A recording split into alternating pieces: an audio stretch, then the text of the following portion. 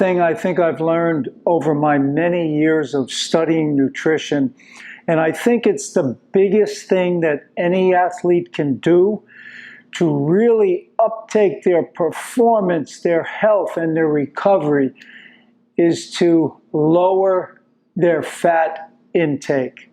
It's going to make a huge difference for you as an athlete.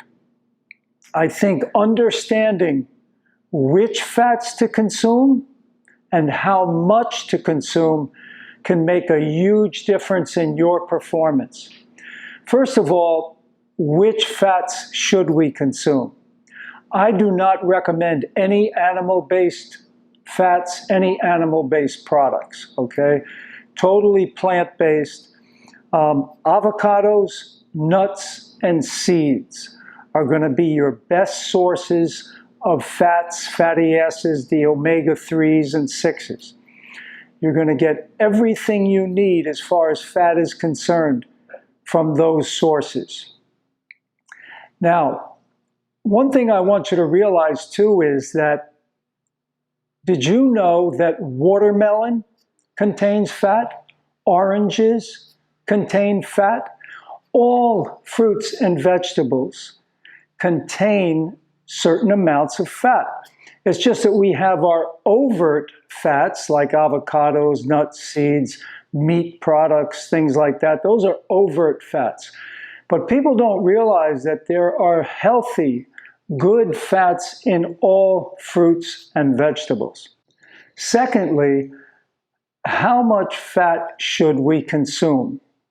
The first thing you have to realize is that we do not have a license to consume unlimited quantities of even the so-called good fats. Even avocados, nuts, and seeds, you can overdo it.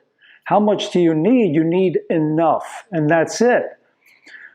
There are dire consequences for an athlete when they overeat fat. Anyone that overeats fat undereats carbohydrates. Therefore, they have less glucose in their system. They have less blood sugar that fuels the muscles. So too much fat, negative effect. Less glucose, less carbohydrates you're going to be eating.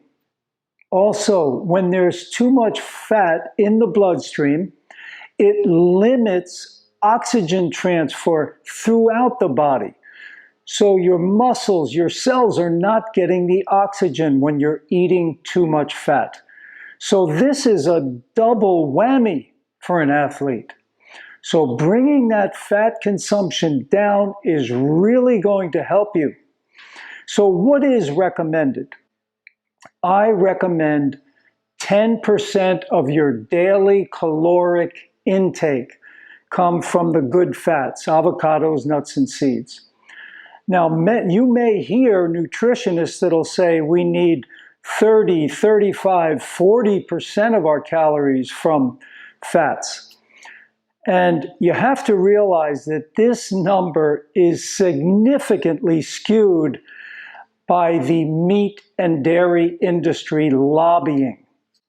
Dr. Colin Campbell, who at the time was working for the National Academy of Sciences, he's the man that wrote the China study, that book that really enlightened a lot of people about how much fat and protein we actually need.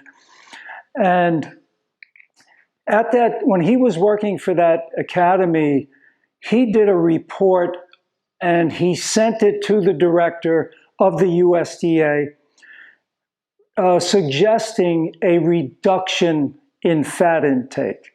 Too much fat intake is really harmful to your health. I mean, a lot of people know that. But the numbers get skewed because of this lobbying. And the director of the USDA, this is what he said to Dr. Campbell after he suggested lowering it.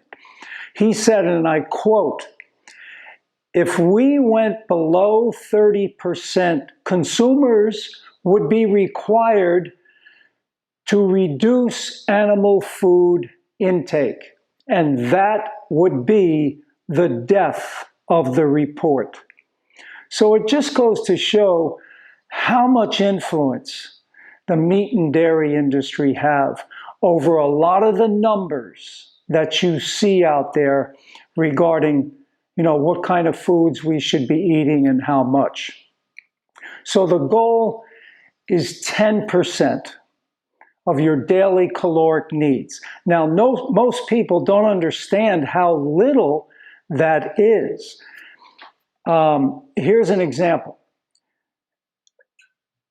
For you to have a 10% of your daily caloric needs from fats, it would only be, let's say, a handful of nuts, 1 or 2 ounces of nuts, or maybe a half an avocado or a whole avocado.